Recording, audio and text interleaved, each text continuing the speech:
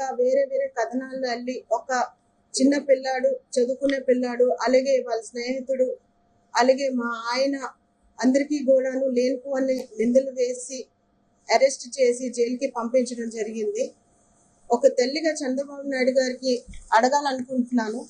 అది ఏమంటే, చిన్నపిల్లలు రాజకీయాలు చేయకుండా, కక్షపూర్తిగా రాజకీయాలు చేయకుండా, ఒకవేళ రాజకీయ కక్షలు, రాజకీయ విభేదాలు ఏమైనా ఉంటే మా ఆయన అప్పలరాజు గారి మీద పోరాడండి.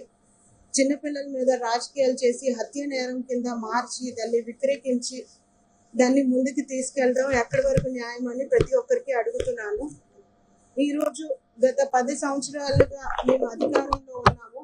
అధికార పార్టీగా అలాగే ప్రతిపక్ష పార్టీగా మేమందరూ కూడా మీ ముందునే ఉన్నాము.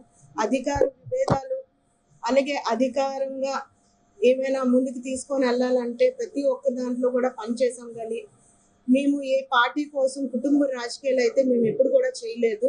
చంద్రబాబు నాయుడు గారికి ఒక్కటే అడగలుస్తున్నాను, దయచేసి ఒక వ్యక్తిపై ఇంత నిందలు మోపి హత్య నేరం కింద మార్చడం, సభాముఖంగా మా పేర్లు పెట్టి మాకు ముందుకు తీసుకొని వెళ్ళడం, ఇది మేము ఖండిస్తున్నామని మీ అందరికీ కూడా తెలియపరచుకుంటున్నాను. ఒక డాక్టర్ చేసిన మనిషిని తీసుకొని వెళ్ళి క్రిమినల్ గా నిందితుడిగా నిలబెట్టడం ఎంతవరకు న్యాయం అని ప్రతి ఒక్కరికి అడుగుతున్నాను.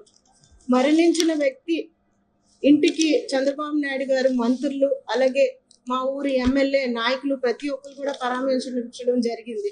పరామర్శించడానికి నేను తప్పు పట్టట్లేదు.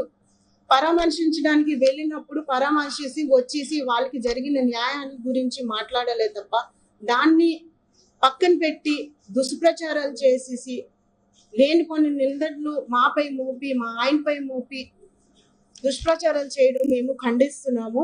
కోర్టు తీర్పు ఇవ్వక ముందే చంద్రబాబు నాయుడు గారు ప్రభుత్వం తీర్పు ఇచ్చేస్తుంది. పోలీసులు దర్యాప్తులు చేయకముందే ఆ ప్రభుత్వం నాయకులు వచ్చి నేరస్తుడిగా నిందించేస్తున్నారు. ఇది ఎంతవరకు న్యాయం అని ప్రతి ఒక్కరికి అడుగుతున్నాను.